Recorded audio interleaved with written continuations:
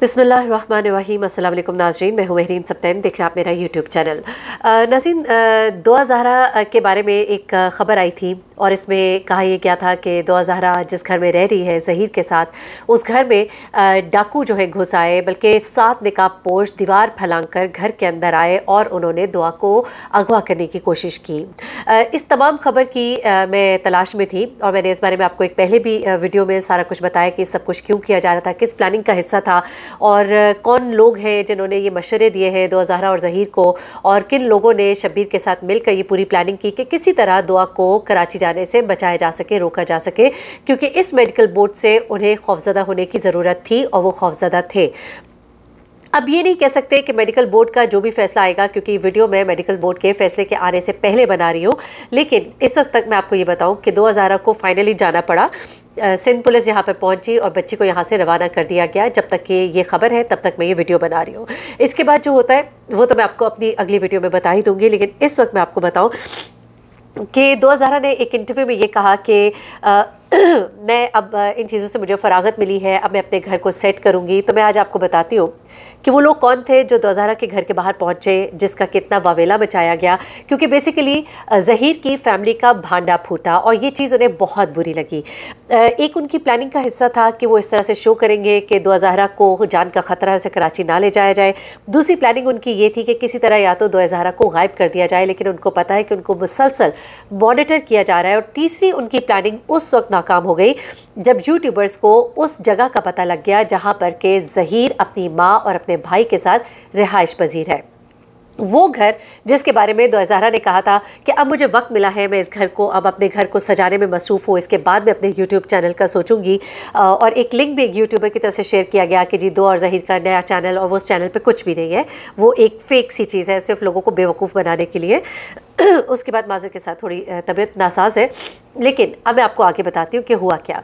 हुआ कुछ इस तरह से कि दुआ ज़हरा और ज़हीर के घर का पता यूट्यूबर्स को लग गया और जाहिर सी बात है ये चीज़ें छुपी नहीं रहती, और वहाँ पर ये लोग पहुँचे। कुछ लोगों ने इंटरव्यू करने की कोशिश की, इन लोगों ने रेजिस्ट किया। जब इन लोगों ने रेजिस्ट किया तो कैमरे में ये लोग आए।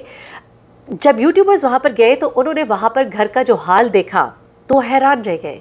वो दुआ ज़हरा जिसको उसके माँ बाप ने बिल्कुल नाजुक फूलों की तरह रखा हुआ था, वहाँ पर एक गंदे से कमरे में सामान गंद मचा हुआ कमरे के अंदर, वहाँ पर एक कोने में पीले और जर्द चेहरे के साथ और अजीब मैले कुचैले लिबास में दुआ ज़हरा एक कमरे में मौजूद थी। एक तंगो तारीक सा कमरा था, 3 कमरे एक ही लाइन में, जिनमें से एक कमरा दुआ ज़हरा की जो ज़हीर है उसकी माँ और एक भाई शेयर करते हैं, दूसरा कमरा जिसमें शब्बीर अपनी बीवी के साथ रहता है, और तीसरा कमरा जिसमें दुआ ज़हरा ज़हीर के साथ रह रही थी। और वो एक तंग व तारीक सा कमरा था जिसमें गंद भी मचा हुआ था। वहाँ पर दुआ ज़हरा को जिस हाल में देखा यूट्यूबर ने, जिन्होंने बताया है, वो कहते हैं कि एक बड़े बुरे ही हाल में वो वहाँ पर मौजूद थी।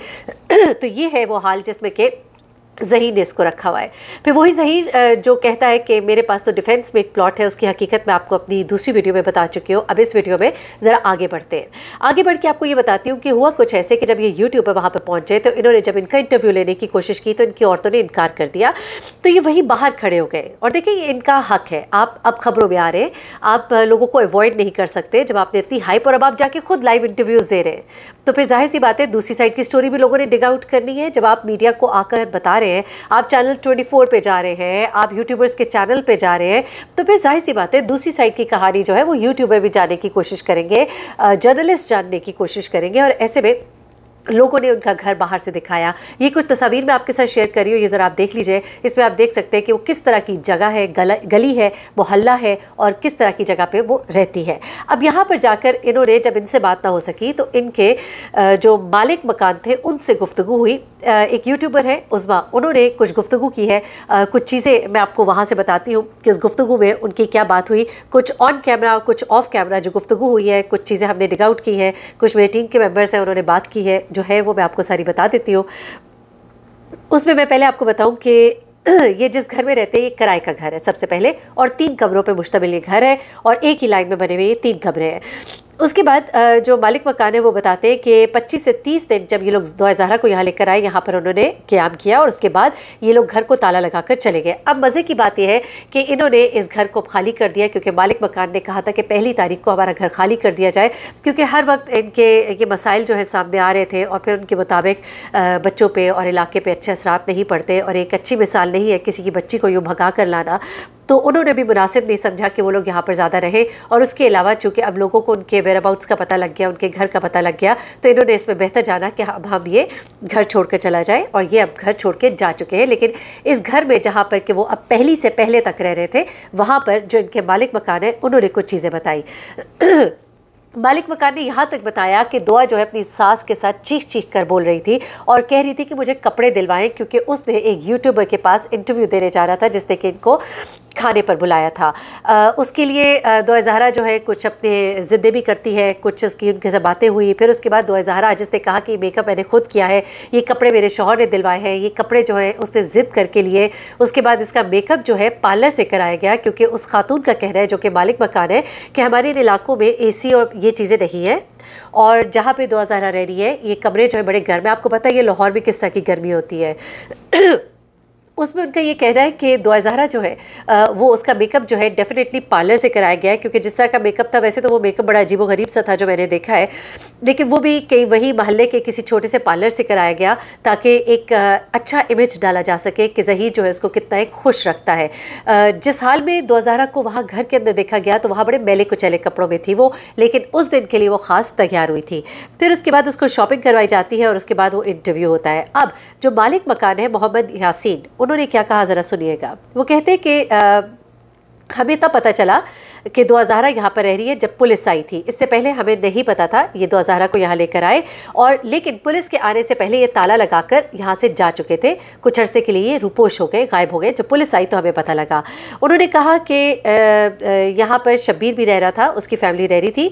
हमें तो उस वक्त पता चला कि ये केस क्या है जब पुलिस यहाँ पर पहुँचती है। शब्बीर और उसकी फैमिली को हमारे यहाँ रहते 9 से 10 महीने हो गए हैं, लेकिन जिस वक्त पुलिस यहाँ आई उससे पहले ये लोग ताला लगा कर यहाँ से फ़रार हो गए। उन्होंने भी बताया कि शब्बीर की वालदा पंजाब यूनिवर्सिटी में मुलाजिम है।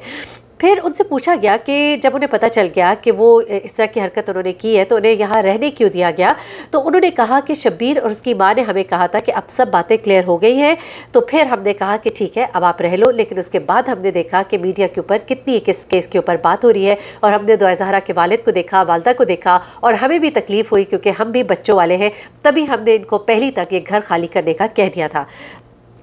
उसके बाद वो बताते हैं कि जहाँ तक हमारा अंदाज़ा है, जैसा हमने इस बच्ची को देखा है, तो हमें नहीं लगता कि ये बच्ची जो है अकेली कराची से लाहौर आ सकती है। उसके बाद जो उनकी बेगम है मालिक मकान की, उन्होंने कहा कि मुझे इसकी बीवी ने, शब्बीर की बीवी ने बताया था कि दुआ ज़हरा खुद आई है, लेकिन हमें नहीं लगता कि वो अकेली आ सकती है, क्योंकि इतनी सी बच्ची का अकेले आना बड़ा मुश्किल लगता है। ये उनकी एक अपनी अंडरस्टैंडिंग है। वो कहते हैं कि जिस तरह कि वो लड़की है, कमज़ोर सी और बच्ची सी लगती है, तो ऐसा लगता नहीं है कि वो अकेली जो है कराची से लाहौर तक का यूँ सफ़र कर लेती। अच्छा, इसके बाद आपको बताएं, उन्होंने कहा कि हमें दुआ ज़हरा के आने का पहले तो पता चला ही नहीं, और उसके बाद जब तक हमें बात का पता चला उससे पहले ही वो फौतगी का बोलकर घर से चले गए, और जब पुलिस आई तो फिर हमें पता चला। ये मालिक मकान की वाइफ भी यही बात बता रही है। उसके बाद कहते हैं कि पुलिस ने हमें अपना नंबर दिया था कि जब दुआ ज़हरा उसकी फैमिली वापस आए तो हमें इत्तला दी जाए, लेकिन इस चीज़ की नौबत ही नहीं आई। एकदम से ही ज़हीर वगैरह घर को ताले लगाकर फ़रार हो गए।